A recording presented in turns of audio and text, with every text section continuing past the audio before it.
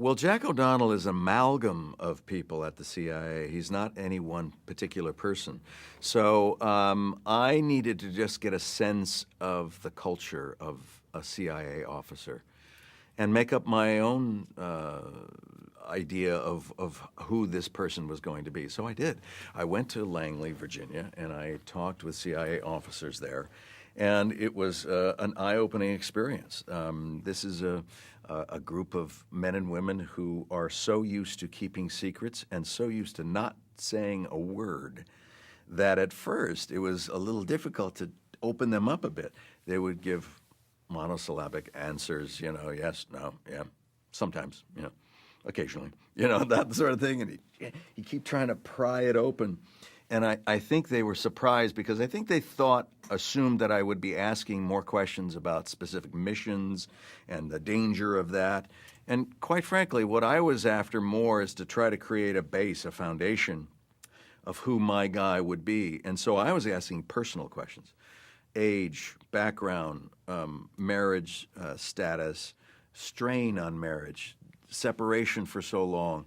What about just the fact that you can't come home and talk to your wife or husband about what you do? For 30 years, you can't talk to them about anything. How does that work? And they were like, well, it doesn't work very well. I was divorced twice, And then I said, okay, all right. Now how do you make it work? And another guy happened to marry a CIA officer. And this is very common because then they go home and they realize we don't have to ask each other. We know that.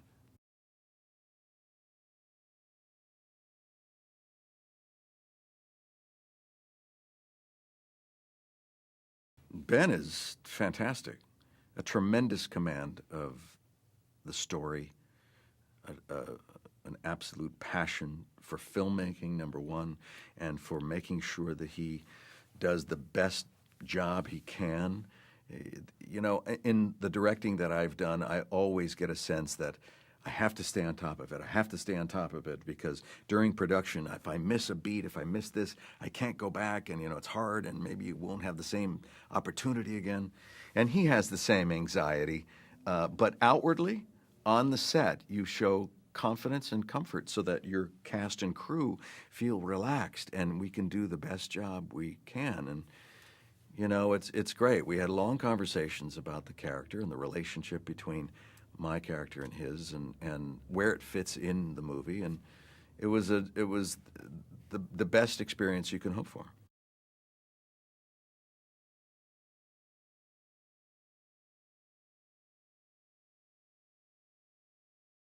It's actually a lot harder to actually film those tense scenes because we're doing them in compacted form. We're shooting all of the scenes at the CIA in a row. We're not intercutting and coming back on, that. We have to just imagine how the tension has been cranked up. And so when you go through a script, you get that sensibility. Hopefully it hits you when you first read it. And you go, oh, at this point, it's really tense, but not quite as tense as that, And then here's absolute relief at the end. So you can see the markers and where your character needs to go. And then you have to work on how I can justify ratcheting up to that point of tension where you're vibrating at certain points. And that's through experience and imagination, quite frankly.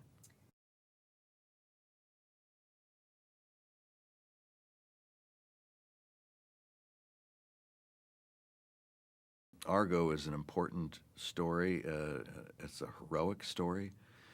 And I think if there's a lesson, it's saying we are culpable for our actions. In the very beginning of the movie, we say the culpability of the United States and putting the Shah of Iran in that position.